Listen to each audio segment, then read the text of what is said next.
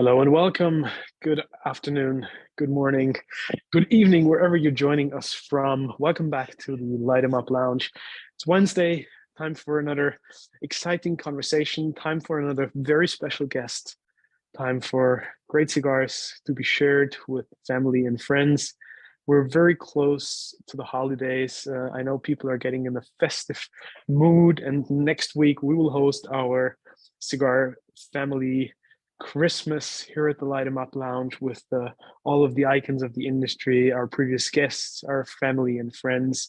But I'm very glad that despite the World Cup going on at this very moment, you're joining us today or joining us for the real life when you're watching and listening probably after the show has been on. Welcome everybody. For those joining us here at the lounge, please make yourselves heard, put forward your questions. For everybody joining us on Facebook today, please put your questions underneath the live stream into the comments. We're always checking, we're always following, and I'll be very happy to forward your questions to our special guest today. And that is Oliver Nichols, German Engineered Cigars. Oliver, it's a pleasure and a privilege to host you. I know we could do the show in German, but obviously with respect to our global audience and people joining us from everywhere in Southeast Asia, the Middle East, Central Europe, over to the US and South and Middle America, we'll stick with English. But thank you so much for joining us today. Thanks for doing us the honors and being here with me and our dear friends and family at the Lightemup Lounge. Welcome. Thank you. Thank you for the invitation. Thanks for having me. Und für alle deutschen Zuhörer, guten Abend. Good evening. We have plenty of those as well. Yeah, so absolutely. Let's not forget our German friends and people joining us with German as their mother tongue. Oliver, speaking of German engineered cigars, a bit of a different take on starting a cigar brand, and indeed you coming from a non-traditional cigar background, you and your partner with different fields of expertise and experience. How do you look at the industry as a whole, and how do you think that your perspective and your different take on things has benefited the inception of German Engineered Cigars from the get-go? Well, yes, we do both. My partner and I, Jan Klaas Mahler, and myself, we do both come from different industries. I come from the IT industry. He's a graphic designer.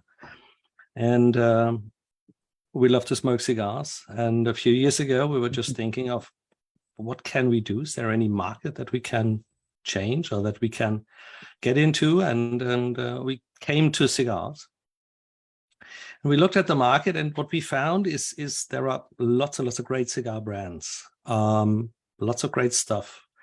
It's a very difficult, still a very difficult area to compete in.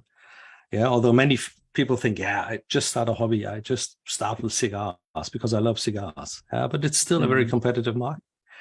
But what we saw was two things. One is great cigar brands. And especially when you look at the US or at other countries, a great hunger for smaller brands, for niche brands, for boutique brands.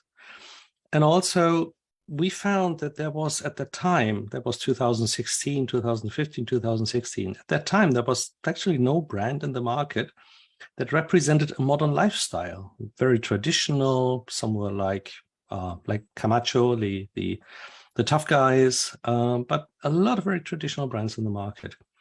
And we thought, well, this got to change. But even if I'm past 50, I live a modern lifestyle. I'm always on. We do the Zoom meetings, things like that. I have a modern environment that I live in. I'm not a very traditional person. I think modern. I try to think modern. I try to use modern stuff. So why not create a modern, reduced cigar brand that from a design perspective has a more German touch to it, more engineered touch to it, more close to the point, take everything away that's distracting touch to it. And that's what we did. So we created German Engineered Cigars. We start with our first brand, RBGN Rauchvergnügen. RVGN is short for Rauchvergnügen. It's just a little bit easier to pronounce. I know that our brand names are tough to pronounce when you're not German mother tongue, but we keep with it. We stay with it. So we started with the first brand. We called the brand or the company Rauchvergnügen. And after a while, when we found out, okay, we're kind of successful in the market, we got into the US market in 2018. And 2 years ago, we founded a company called German Engineered Cigars because we believe that we are, with the success that we have, with the fan base that we have, we are going to continue and we want to expand our brand. Oliver, because I like everything that you mentioned and how you thought about starting a cigar brand differently. There is this old saying in the industry, like, how do you make a million in cigars, right? You start with two and you kind of work your way backwards. Were you aware of that saying or of that mentality? Or did you just feel like, yeah, well, we're going to do it differently and we'll show everybody that it can be done properly? Or was it a bit like, well, let's give it a try and we'll see what we end up with? I think 50% of this is just blue-eyed. Let's give it a try. Let's try something new. Let's see how the market perceives us. The other 50% is you have to look very closely at the market. Who's doing what? Who's succeeding with what kind of cigar or with what kind of stuff that you have right there. And what we quickly found out is you need a very good partners that you can rely on. And we have very good partners that we can rely on. You need an excellent cigar. Yeah. That is the essence. And this is also part of our brand. It all comes down to the cigar, never mind the label, never mind the band on it. If the cigar, sorry to say, if the cigar sucks, then it won't sell. Yeah. And then you need some good people, some retailers that really believe in you, that really believe in your brand, that like your brand, that understand your brand. And from there you can take it. Some will surely throw like 2 million into the market and try to start big and then sell big. We didn't do that. We are still, both Klaas and I, we are still working in our traditional industries to earn the market that we can then burn in the cigar industry, literally. But slowly but safely, we're coming to a point where we are earning money. And I hope that in 2 years time frame or so after a time of total like 6 years, I'll be able at least to live from cigars and to give up the IT industry completely. Yeah, but it's a tough way, and you need, as I said, you need a good cigar, you need good products, you need to explain what you do, and you need some very good partners. Very true. What were some of the core pillars or the cornerstones? Obviously, you mentioned them, and your different backgrounds probably lead into that.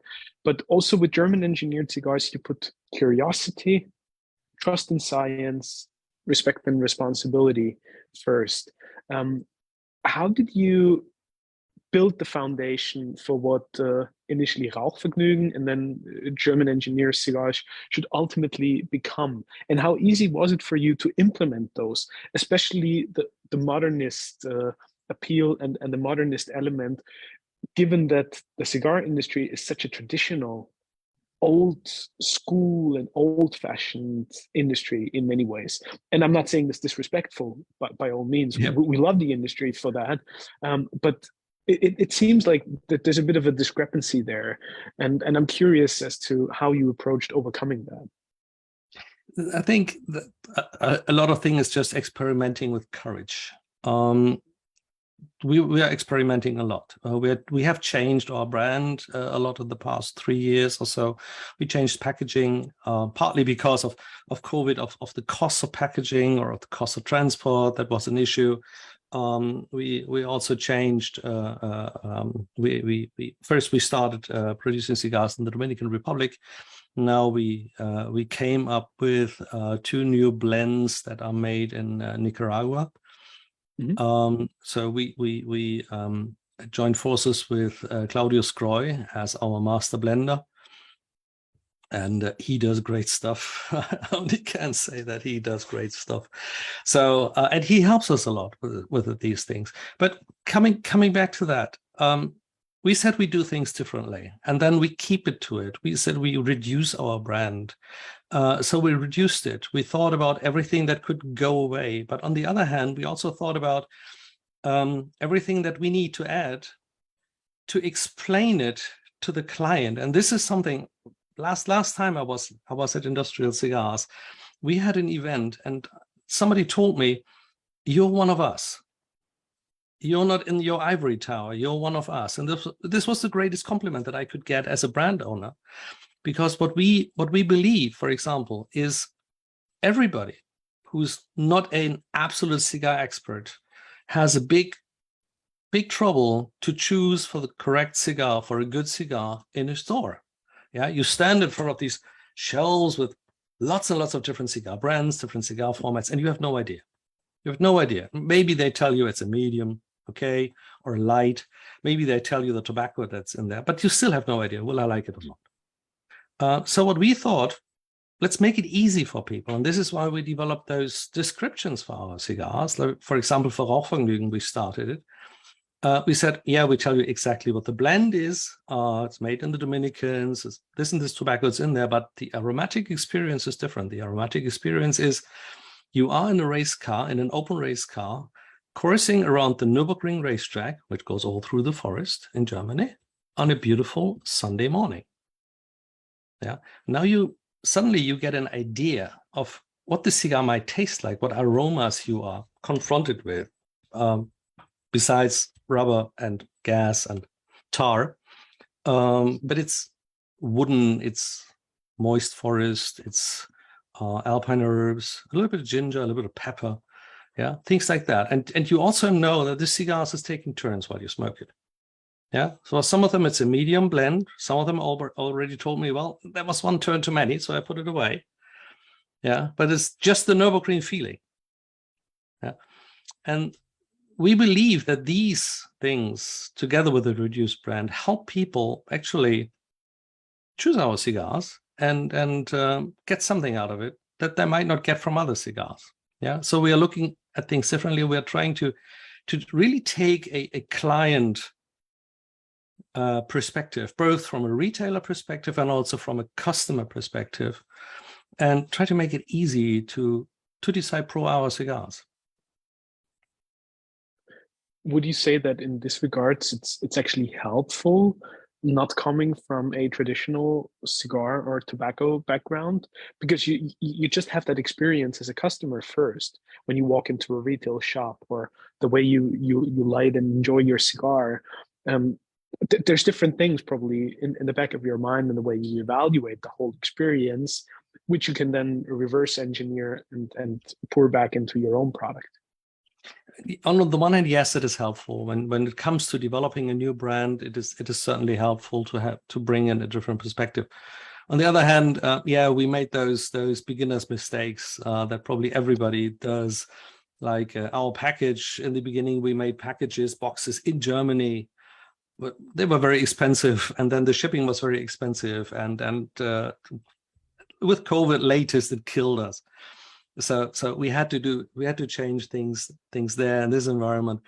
So yeah, it helps to create something different, but it also helps to know the cigar market and to get to know the cigar market. So yeah, you pay some money for your lessons there.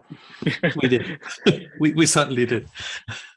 Was that the moment when you got Claudio involved and asked him to help with some of those sort of boots on the ground and experience in the industry elements, or yes, or did you have that before that already?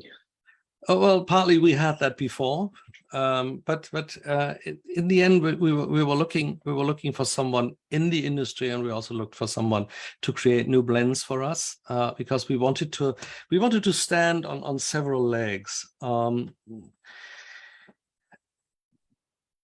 We don't have a heritage.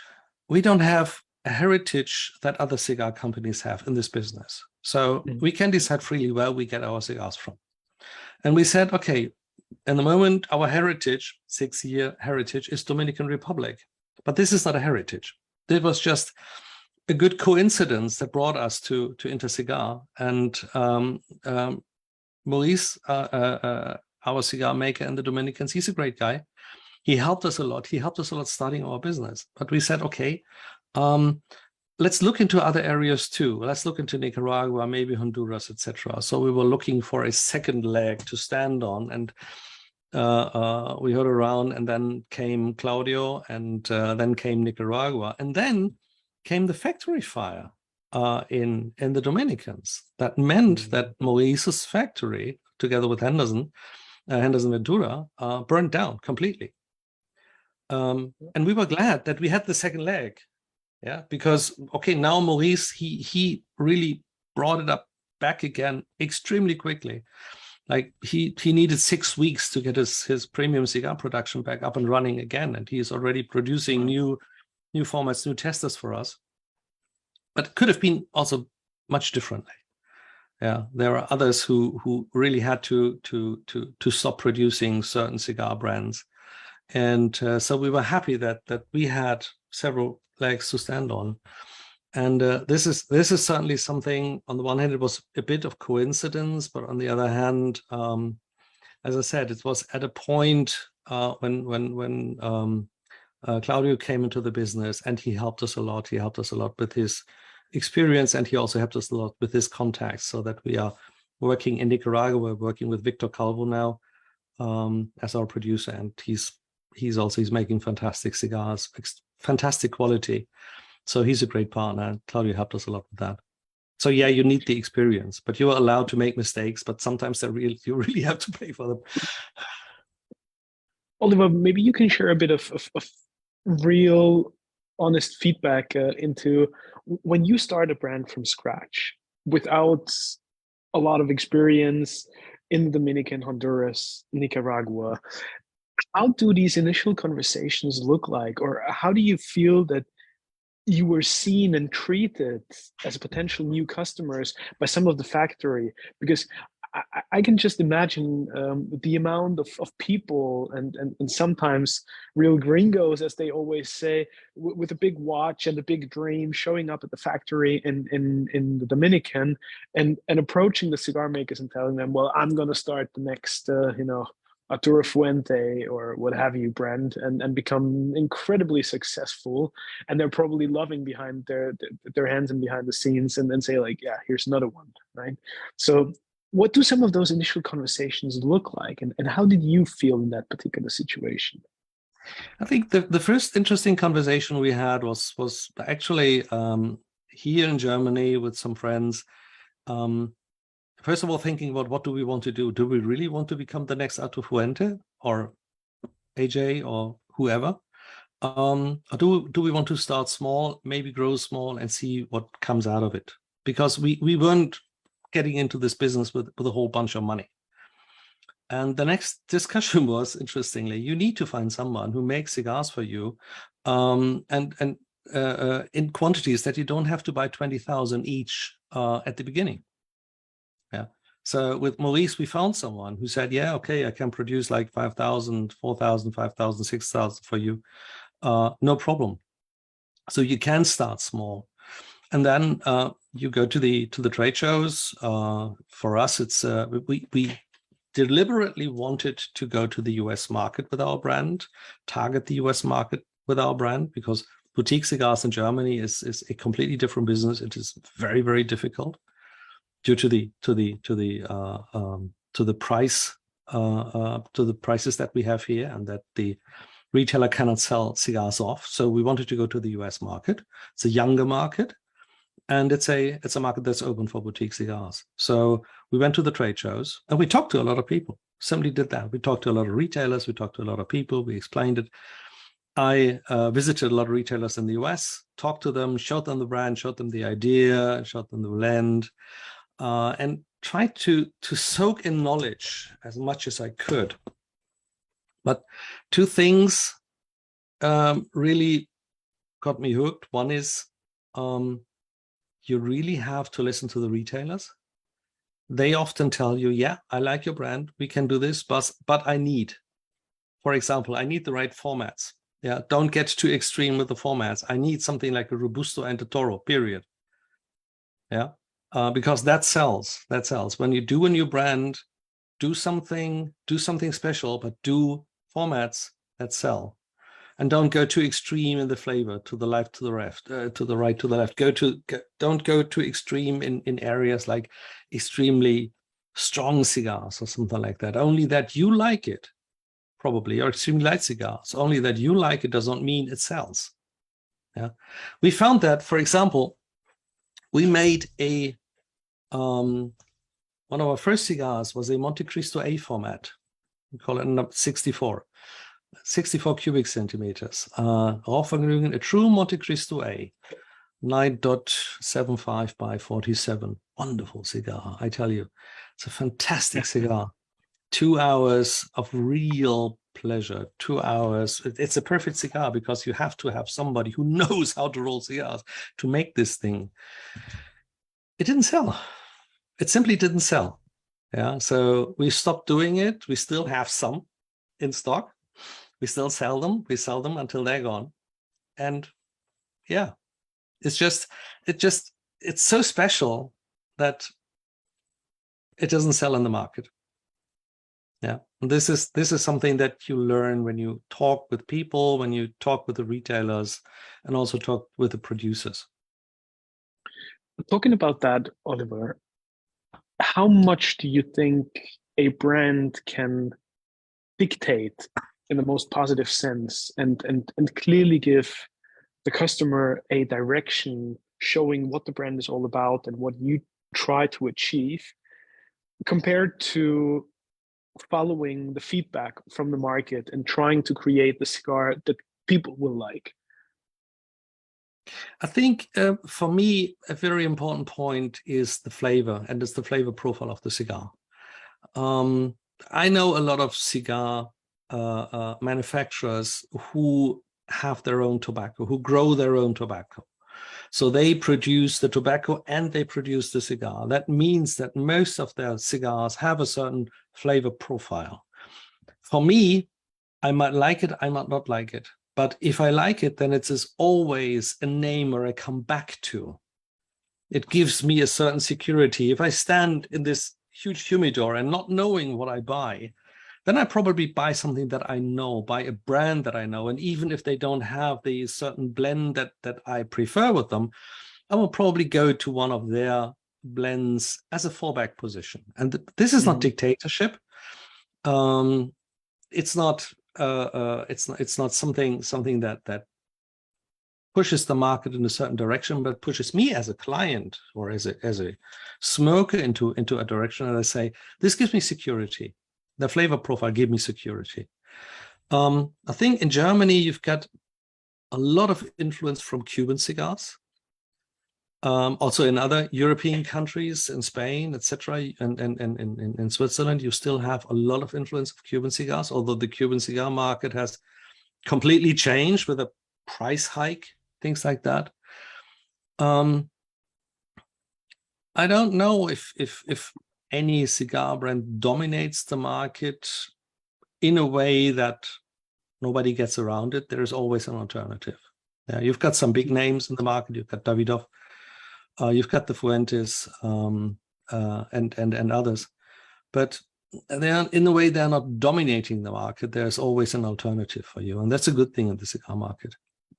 Not necessarily also in just regards of the overall market, but for your brand as well. Like one follow-up question that I wanted to ask is, where do you start when creating a new blend, and how I wanted to get there is like, do you normally start with your own vision and idea and say, this is the cigar that I want to put forward, and ultimately we will find people who appreciate that and who find the cigar just as interesting as I do?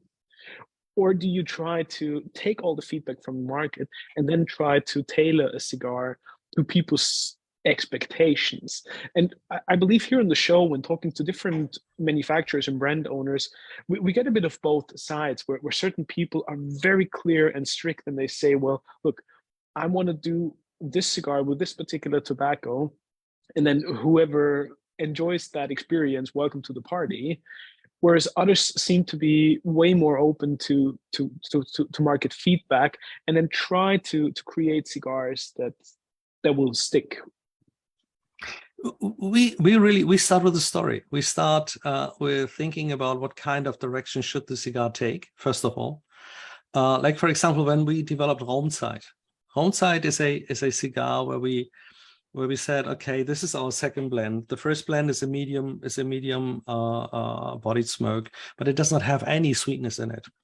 And sometimes you just simply like a cigar that has some tobacco sweetness in it, not infused or something like that, but a flavor profile that's more to the sweet tooth. And we said, okay, we talked with Claudio and said, listen, this is what we'd like to do. And he's very good at that because he has a questionnaire that he asks you, okay, what would you like me to blend? In which direction should it go? And then we said, okay, more on the sweet side, maybe light to medium bodied smoke, etc., etc. So we went this direction, and then he came up with some blends, and we smoked it, and both were good. One was simply fantastic, and I was sitting there smoking my cigar in my roof lounge, which is too cold right now to smoke in because we got nearly no heating in there. And I was thinking, man, this is like a break-in the pastry shop. It's like it has so many sweet aromas. It starts with a smell like honey, and it goes on like that. It has so much sweet aroma. It's not of this world.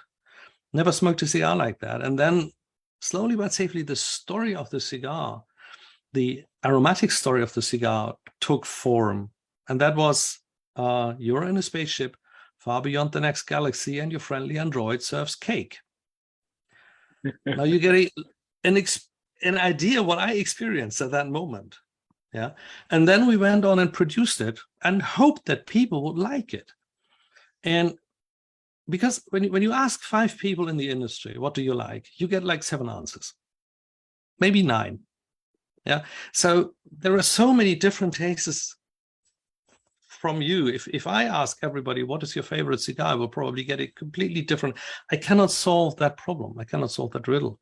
But what we did, for example, with the Weltschmerz blend, this was the second one, we thought, okay, we have the blend, we have the experience. What we don't have is a format. I'm a friend of Churchill's. Klaas is a friend of smaller cigars, like the half Coronas or the Panatellas. I know a lot of people who love the Perfectos or who love Lanceros. Yeah. Also, I like Lanceros, but I know Lanceros are a hard sell. So what we did is we developed this. I don't know if you can see that. Yeah. This package is called the Lineup. That contained 3 different cigars of the same blend: a Churchill, a Perfecto, and a Corona. And we said, okay, yeah, we'll produce 1,500 of these packages. We sell them in the US, and everybody can vote. And then we produced the cigar that the majority voted for, and 53% was pro Perfecto. So now we have got the Robusto, which is a natural cell, and we said, yeah, we produce the Perfecto, and now we produce the Perfecto and make it available to the market. So in a way, we are trying to give back to the market. We try to listen to the market, but in a controlled way. With some of these names, Autonom, Raumzeit, Weltschmerz. Now, you're playing with those German words that somehow, though, become applicable in English language as well, or that might be used in their original German expression. How do you, first of all, come up with some of those names, or how do you envision those very creative and truly out of the box experiences that you then try to manufacture into an actual smoking experience and the cigar itself? And how was the initial feedback in the US there when you approached the brand in a certain way with those sort of German core profiles? The feedback was very good. The only thing that I got 100 times is, you have to teach me how to pronounce that. Okay, I can understand that. I would have a hard time not being a German speaker.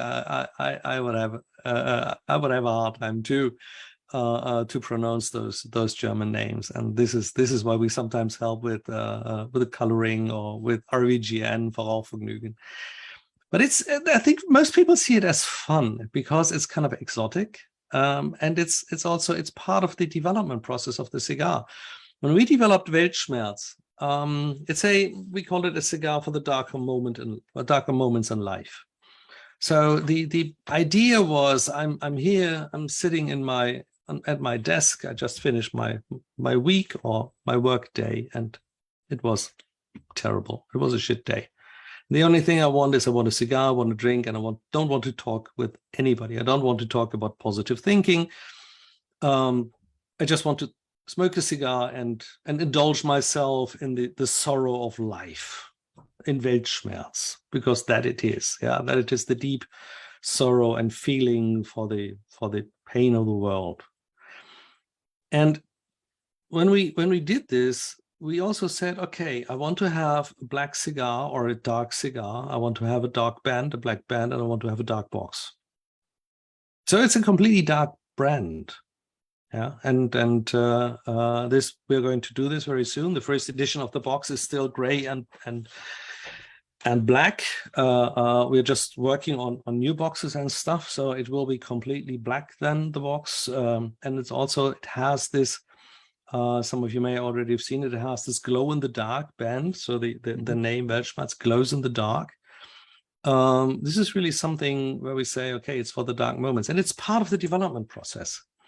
And I got a lot of positive feedback, as I said, because it's kind of exotic, but the name means something. It's not just, we don't just take a name, and because it's a nice German word, they mean something, and they are part of the overall experience of the cigar.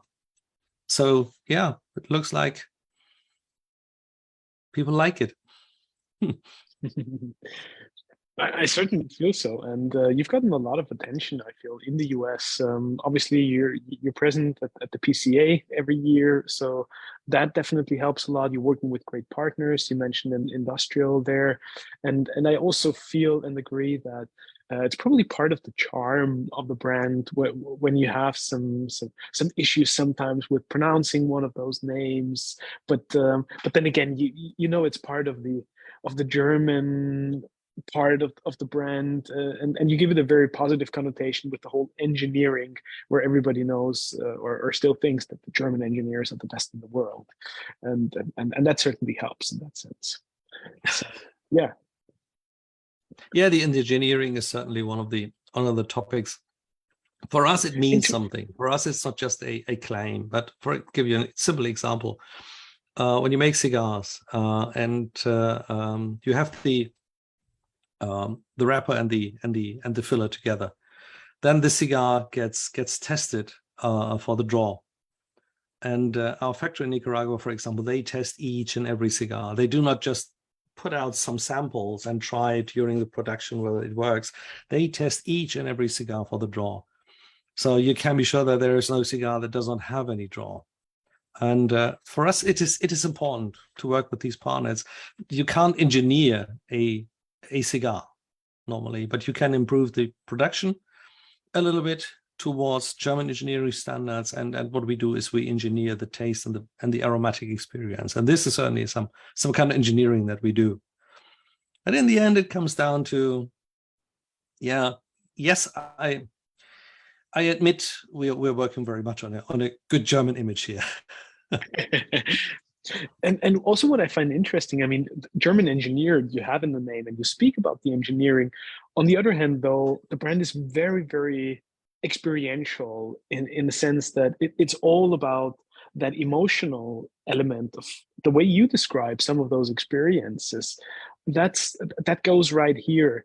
And I find that very interesting because for me, working as an experienced designer and having worked in hospitality, creating concepts and helping brands in different industries, there's an interesting merger here of experiences that you would normally think are to be made, and it's more of a passive approach there, but that you can very well design and engineer now, which is super important in today's day and age. Yeah, and if you really think about it, engineering or maybe German engineering, but also other engineering, it all comes down to some experience. If you have a Mercedes or a BMW or an Audi, they give you three different experiences. It's a completely different ride. Yeah, if you directly compare it. And this is the engineering behind it. Yeah, the technology is similar. Yeah, it's a car.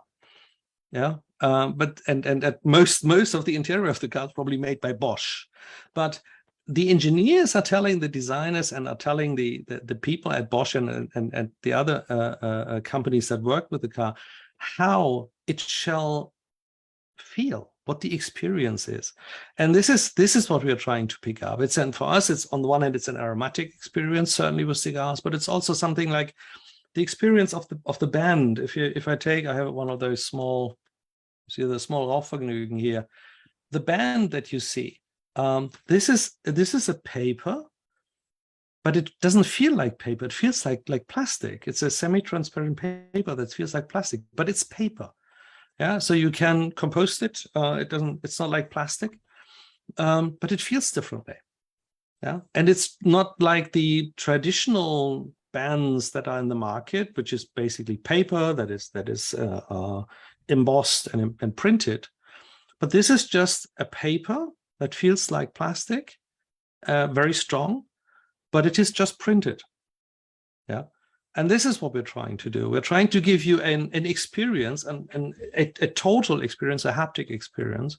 What I can show you now, for example, this is our latest development. We are going to change a little bit again.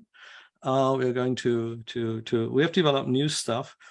And this is the design that we are going to go now for.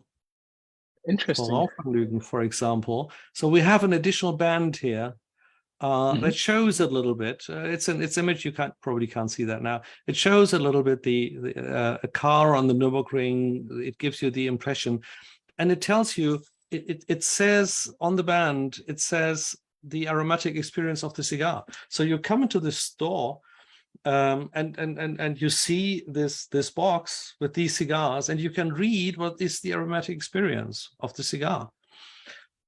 For me, this is, as a client, it's a good way to get an immediate idea what the cigar is about, and for the retail, it's also a good thing to tell them about the cigar a little bit more, to tell them some background of the cigar. And this is, for me, part of an experience, of a haptic experience, yeah, which is part of engineering. With some of those experiences that you mentioned, there's another crucial element that I believe now more than ever is super relevant for the cigar industry, and that is sustainability. We've been talking about alternative packaging quite often, and also featured it on our blog with a specific piece about this. Obviously, wood has seen tremendous shortages after the whole COVID pandemic and the global supply chain issues. So there's a lot of things that the cigar industry has always done a certain way out of tradition that could possibly be challenged, questioned, and redesigned or re-engineered in a certain way. What's your thoughts on that, and where do you feel that the industry should consider different pathways and innovation in order to remain relevant and go into a more sustainable future? For me, the idea is quite simple. Climate change is affecting our industry directly. You see the number of hurricanes, the rising number of hurricanes that go through the Caribbean. This is affecting our industry, and we just can't deny it. We just can't deny climate change. Yeah, if 98% of all scientists say climate change is real, then you better believe them. Yeah, and the other 2% normally say, yeah, okay, it's real, but it cannot be proven 100%. But this is not how science works. So it is real, and it affects us. So we take it very seriously. For example, we were hit by the box and wood shortages. We were very strongly. We couldn't get any boxes in the Dominican. It ended up that we had boxes produced in Nicaragua, shipped empty boxes to the US to our distributor, and then had it all put together in the US, which was a kind of nightmare. It worked, but it was a workaround, and if we'd been a big brand, it would have been impossible. So we are changing right now. We are changing towards new packaging. We as a brand, we are going to give up wooden boxes. We will soon work with paper boxes for two reasons. Interesting. For two reasons. One is the box is not that important.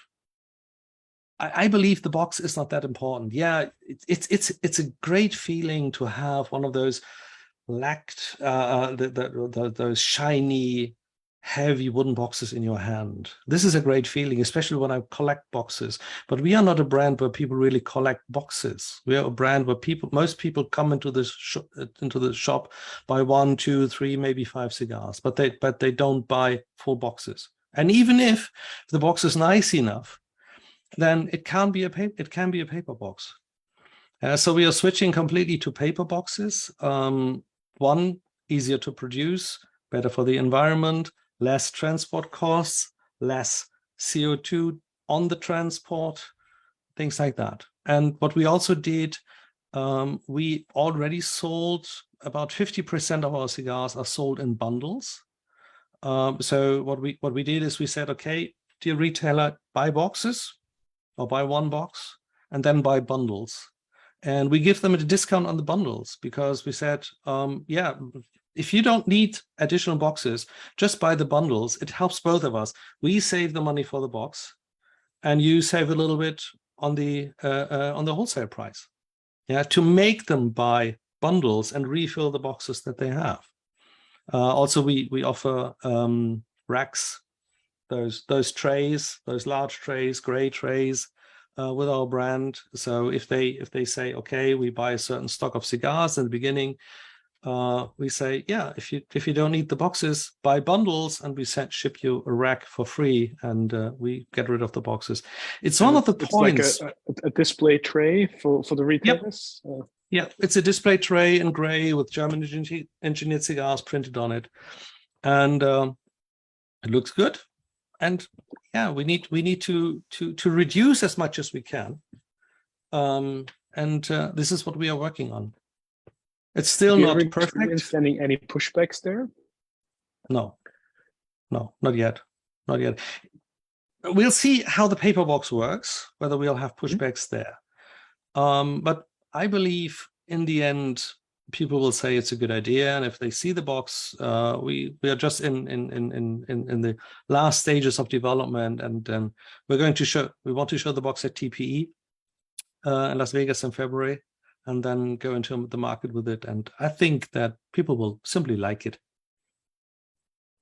Could you already now share a little bit of the sort of the behind the scenes mechanics of the paper boxes, or how they work? Or fair enough. I want to keep that we want to keep that to ourselves. Another point that I can talk about is in the moment, it looks very much like we are going to produce the box in Costa Rica, because we had certain offerings also from companies working in China.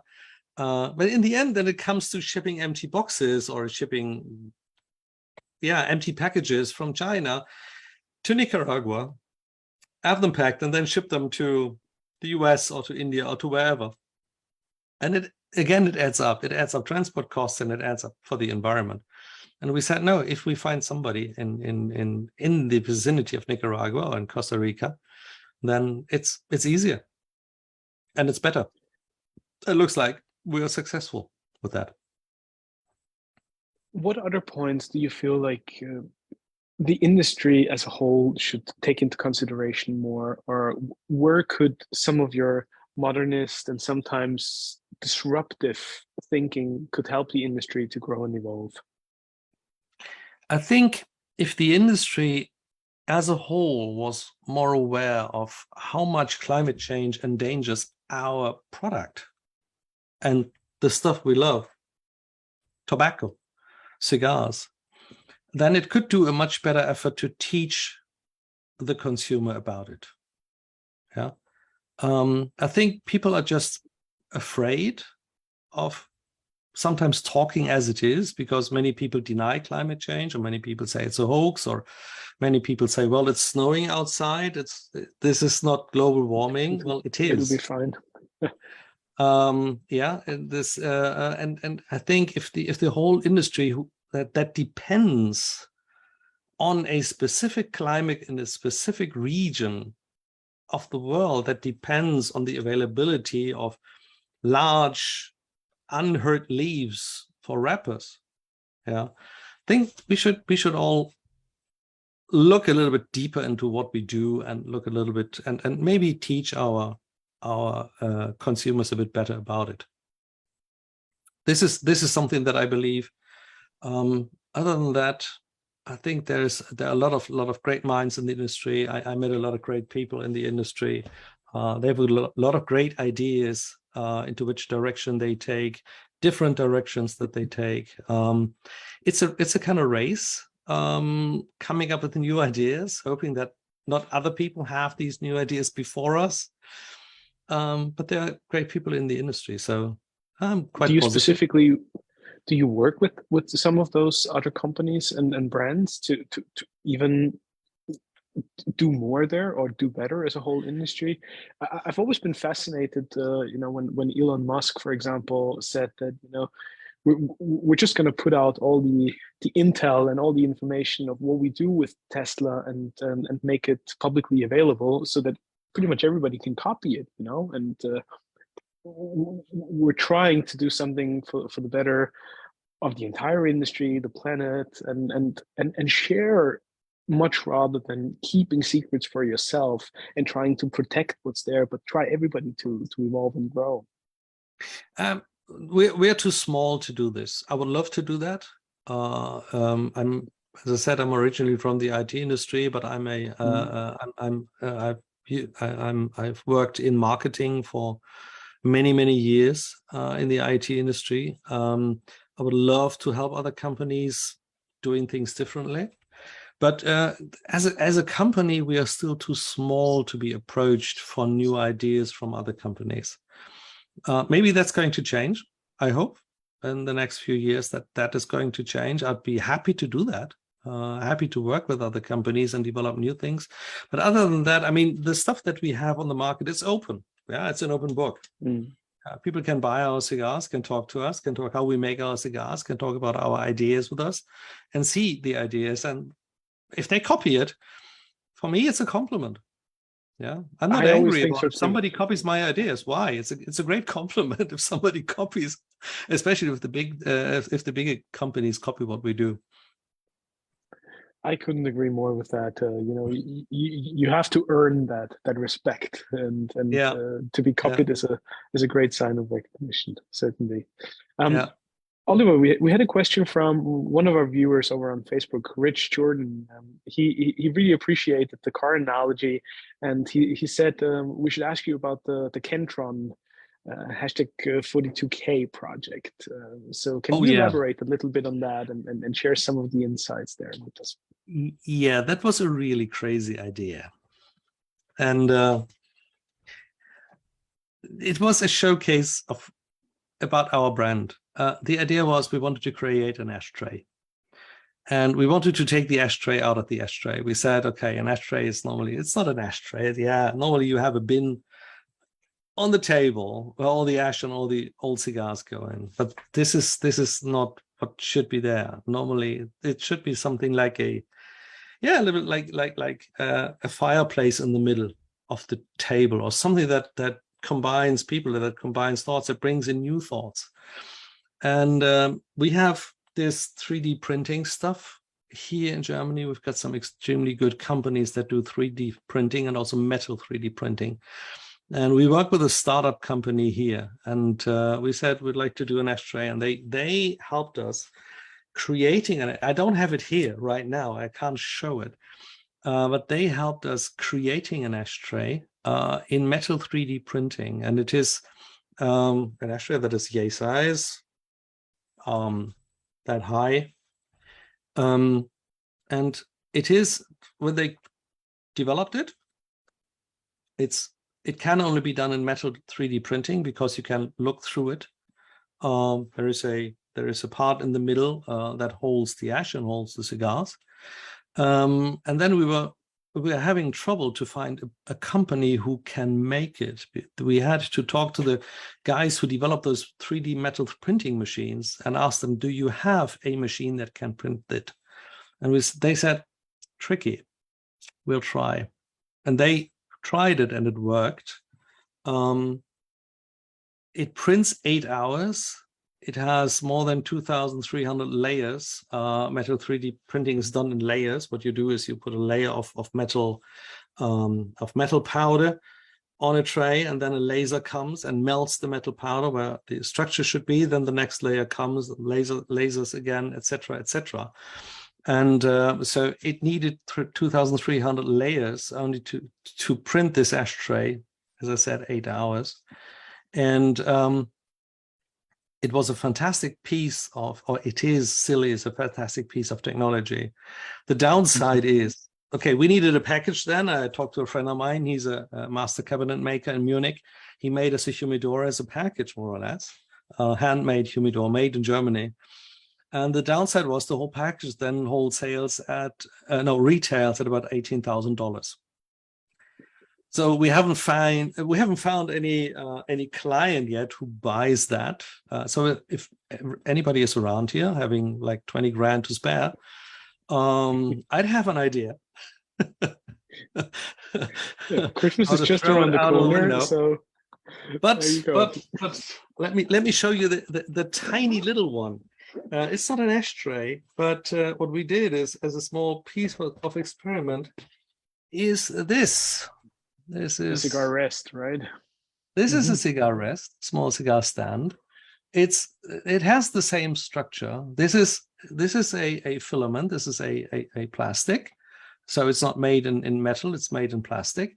It weighs next to nothing. It weighs 1.3 grams. It still doesn't blow away because the wind goes right through it. But it holds, I tried it, with about 1 liter of water. So it holds about 1 kilogram of weight, or a cigar. This is also a tiny little bit piece of technology, and this retails for $40. Yeah, so you can take it with you. You can put your cigar on it, and it's a great piece of technology. Small, and we were already approached to make this in metal. In metal, it will be much more expensive. It will probably be like $230 or so to sell it or to buy it in metal, and we're still thinking about it. But these are these experiments that we want to do. These are the things where we say, yeah, okay, there may be a market for that. We just try it. If there's a market, great. With the ashtray, if there's not a market, at least we can use it to show what our brand is about. Yeah, it's about engineering, it's about changing the industry a little bit, bringing in new things. And maybe when we grow, somebody will suddenly say, I like those ashtrays, and I've got the money to buy them. Great point. We're waiting for it. and I hope today, some of our viewers will be excited about that stuff. So hopefully we can share a bit of the enthusiasm there and find some people who might be curious about one of those special pieces. Christmas is just around the corner, so treat yourselves. Yeah, treat yourselves. Give time around, and we are going to we can individualize the humidor. Makes it even more special. A personalized touch. Oliver, I want to briefly talk about the portfolio of German engineered cigars in general. That's another topic that we sometimes discuss here at the lounge. And there's brands where you can truly and very easily get lost somewhere in the midst of 297 SKUs and different facings in all shiny colors and with all sorts of names. You managed to have a very clear, concise, and narrow portfolio. Obviously, the brand is not as old, so you probably don't start to accumulating all different sorts of stuff that at some point you don't know what to do with it anymore. But will you keep it that way, or is that an intentional element of the brand to always focus on few core elements that will ultimately make the brand per se and be or have the potential to become new all-time classics? Yeah, we kind of have to. As a young brand, as a not very known brand yet in the market, we have to focus on clarity. Yeah, people need to understand what we do, and people need to certainly find out and identify the stuff that we do quickly. We have 3 brands right now: Raumzeit, Weltschmerz, and Rauchvergnügen, or RVGN. These are 3 main lines of cigars, and they represent completely different flavor experiences, aromatic experiences, and that is meant to be. Other than that, okay, within those cigars or within those lines, within those blends, sometimes we change. For example, in the moment, we are going to change a few of the formats a little bit. We have a 58 by 6-inch ring gauge that a Grand Toro, but we got the feedback it's just too big. We need a normal Toro, so we are going to implement a normal Toro. Things like that. We also want to address a female market a little bit stronger. So we're going to implement or introduce some new formats that are more elegant. Yeah. But in the end, it comes down to those 3 lines. We have 2 more lines other than that. One is called NN. NN is a limited cigar. NN, well, again, it was an idea that we had. It's a no brand. We said, each and everybody is selling me a cigar and telling me you need to belong to this and this peer group when you smoke the cigar, or you will belong to this and this peer group when you smoke the cigar. I said, it's all bullshit. I don't want to belong to a peer group when I smoke a cigar. I want to smoke a cigar. I want to experience the cigar. And with NN, we reduced it to the maximum. It has I've got one here. It has a white band. It has a white sign that says NN. It's a Churchill. It's a Dominican cigar. NN stands for not named. It does not even have a name. It comes in a clear box, and it's a limited cigar, and I will tell you it's a Dominican cigar, period. Now you are alone with this cigar. I want you to experience the cigar, nothing else. I want you to smoke the cigar, experience it, and think about it. Think about the aromatics that you get out of it. If you like it, great. If you don't like it, okay. Yeah, smoke something else. But this is, for me, it's a kind of philosophy of cigar smoking, and this is completely distracted or disconnected from any brand or any thinking about what the cigar could give me as a personality, raise my personality, or whatever. Yeah. This is a line of limited cigars. We still have some 100 boxes left. When they're gone, and then we go with somebody else and make an NNO2 and come up with the same idea, same thing, different blend. And then, because, as I already said, I'm the one who likes Lanceros. Thing is, Lanceros do not sell well. I know many people who love Lanceros, but it's mostly retailers, and people who know cigars, they all like Lanceros. People who know cigars all like Lanceros because it's a great format. But they don't sell well. It sells the Robusto, the Toros, they sell excellently. The Lanceros don't sell well. But I said, I want to have Lanceros. So we created Autonom. It's a brand, it's our playground. With that, we try different formats. We try different formats with the existing blends that we have. For example, we created a Rauchvergnügen Lancero. What's this? It's a 10-pack. It's called Autonom. It has the blue Rauchvergnügen colors. We made 1,000 Lanceros. We sell them in 10 packs. When they're gone, they're gone. And when my personal stash is gone, we're going to reproduce them. That's a good thing about making cigars. You can do the stuff that you like personally, see if they sell, and if they don't sell, yeah, you ask your producer, come on, make a small quantity for me. Yeah. But this is a playground that we have, and we want to be playing around with our stuff. We want to know what people like. We want to understand what people like. We want to understand whether people come to us and say, this Lancero is great. I want to have more of these. Why is it already sold out? Then we know, okay, maybe it is a good idea to produce them as a regular. Yeah. Or maybe just as a good idea to make 1,000 Lanceros per year, and we're all good with it. Fair enough. Other than that, just one point. I have a lot of ideas for new cigars, for new brands, for new blends. Klaas always, when I talk with him about it and say, we should make a cigar that is like this and this, he's normally like, can we please sell what we have first? Yeah, okay, yeah, we can, but we should make.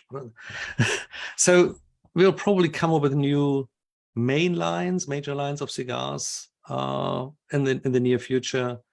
But again, based on a core idea of an experience first, based on the core idea of an experience first, because we might play around with formats, but we will not play around with blends. Introducing blends that don't sell, or introducing blends that are not good enough.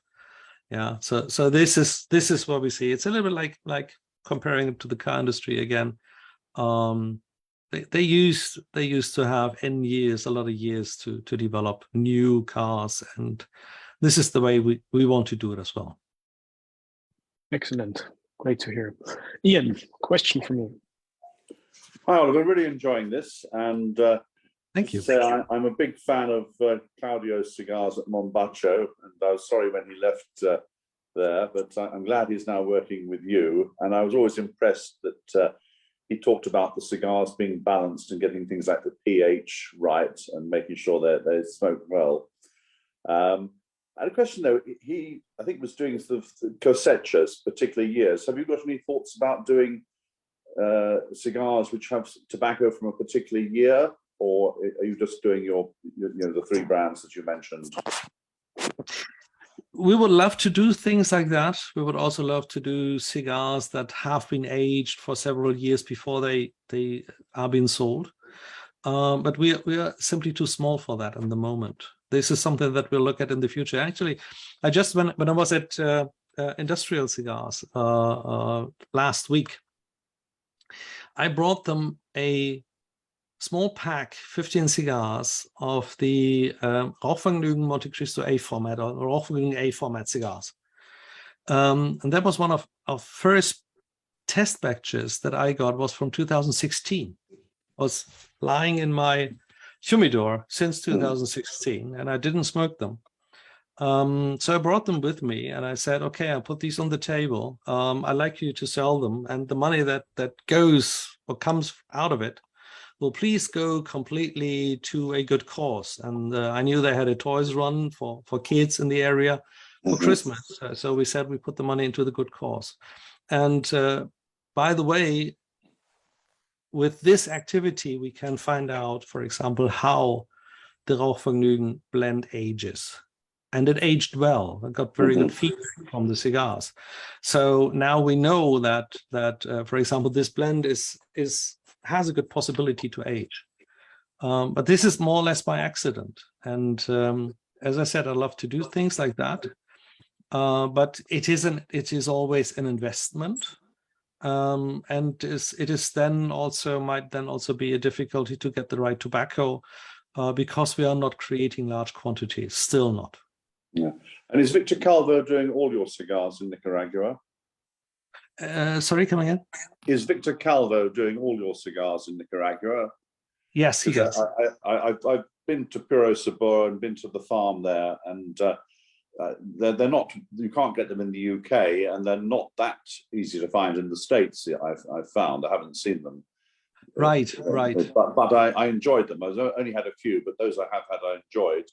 And some of their milder cigars were just lovely. I like a mild cigar occasionally, and Victor Calvo did some really good ones. So I'm glad he's working well with you. Thank you. Yeah, he does all our cigars, and it's interesting. I was wondering, and I asked him several times, why don't you sell your cigars in the US? I know that there is one retailer in Germany who imports his cigars directly. And other than that, he says, yeah, we couldn't find a sales team or a sales We didn't want to build up our own sales environment for the US, and this is absolutely necessary. And I'm glad that now we found a sales team in the US. So maybe some of his cigars maybe drawn into the US market or into the global market as well, because he really makes great stuff. I smoked a lot of his cigars when I visited the factory week before last, and his cigars are excellently blended, and they are also excellently made.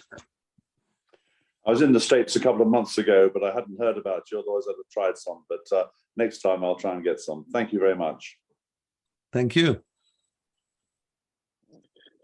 Many thanks, Ian. Brian, over to you. Hello, good afternoon. Hey. Hi there. This is fascinating. Sorry about the background noise. I like the conversation about the packaging, and it's interesting with a lot of brands we talk about on this show.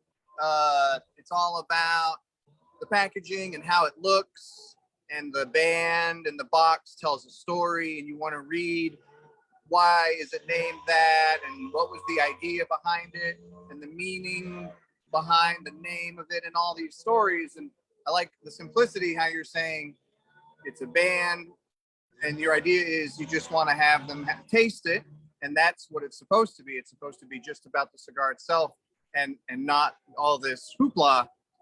But I would say at the same time, that philosophy is the story.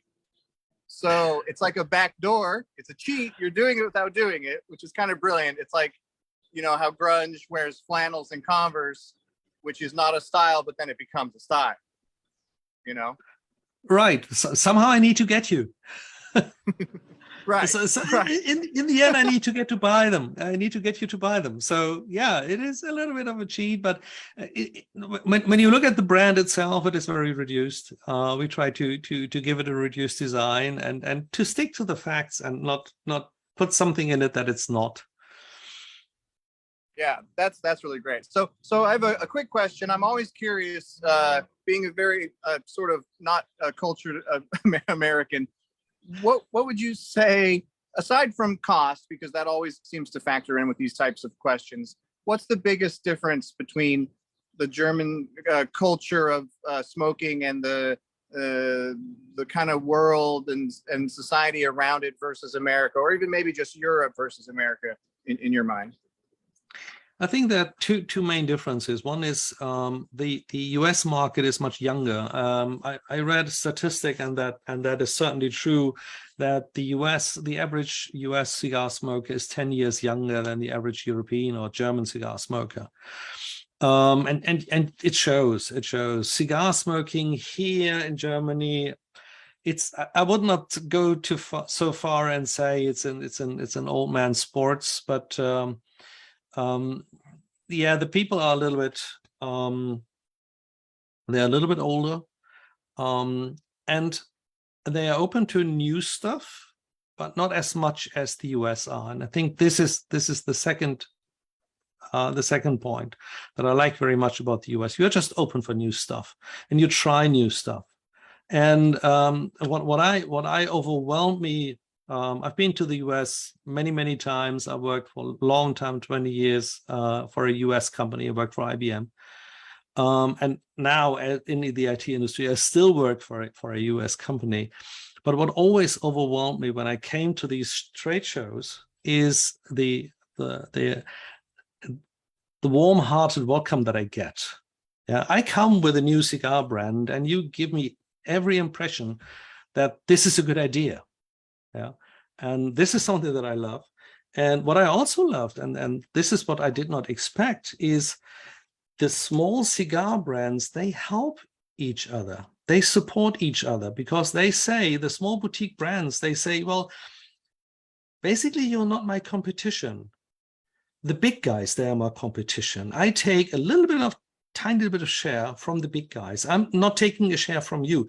If I buy if a client buys a German engineered cigar, then he or she will not say, I'm not going to buy a Principal instead, but I buy a German engineered. They'll probably buy both. Yeah, but they will not buy I don't know, Alec Bradley or one of the big guys cigars, but they will instead buy a principal. It will not hurt Alec Bradley, but it will help us. It will help the boutique cigar brands. And this is something where I really had where I met great people, made some great friends in the industry, just people, small brands helping each other, doing business, getting introduced to retailers. Yeah, you should try his cigars. Yeah, and I was like, yeah, let me get you some. So that is a great experience. And I think that is also one of the biggest differences between the US market and other countries. This is the openness to business and the openness, the non-envy openness to business, to other people's business, and the understanding that two boutique cigar brands are not a competition, but when we help each other, we both profit from it. Yeah, I agree. Well said. That's how I do it. I buy them all. Cheers. That's good. Great answer. Thank you.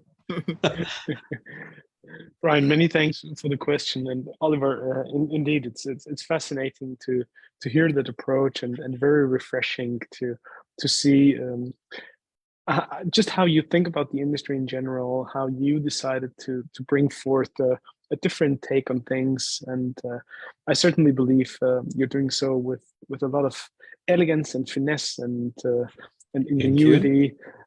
So it's really a pleasure to learn more about German engineered cigars, to share your background and your story with our global audience. And I wish you nothing but continued success and all the very best with the brand. We're certainly most curious to see what's installed next. And I feel like you still have plenty of innovation, engineering work, and great ideas up your sleeve for the future of German engineered cigars. Thank you. I just have to tell you, buy more of our cigars. So try them all, try all formats, see what you like the most, and then we're talking. And share your feedback. I'm always happy for feedback on Instagram, wherever. We mostly use Instagram, but we're always happy for feedback. Also, if something is not good, yeah, because that helps us. Telling us that we make great stuff is a good thing, and it makes us feel good. But telling us that something that is not good, it helps us also. It helps. Very true. Oliver Nichols, it's been an absolute pleasure and privilege to have you at the Lightemup Lounge. Many thanks for your time and for everything that you shared. Again, all the very best for the future of German Engineered. Please, if you have time next week, join us for our holiday special. Join us for a brief hello together with all the other icons of the cigar industry. Same time, same station. To everybody watching, please join us next week as well. We have a very exciting giveaway with our dear friends at Le Fin Lam. Oliver, I know you're close to them as well. You shared a booth at the PCA. So, yes. Please go over to our Instagram or to any of our other social media accounts with Lightemup World. We have a giveaway for one of the Fin Lam, the Petit, and we will also have one of the punch bracelets as a giveaway for all our friends and family. So chime in, be part of that raffle, and be part of next week's Christmas celebration. And until then, to all of you, have a great week ahead. Light 'em up. And Oliver, many thanks for being with us today. It was a Thank pleasure. you. Thank you so much. You have a great week, and hope to see you next week. Many thanks. Ciao and goodbye, everybody. Good night. Thank you. Bye.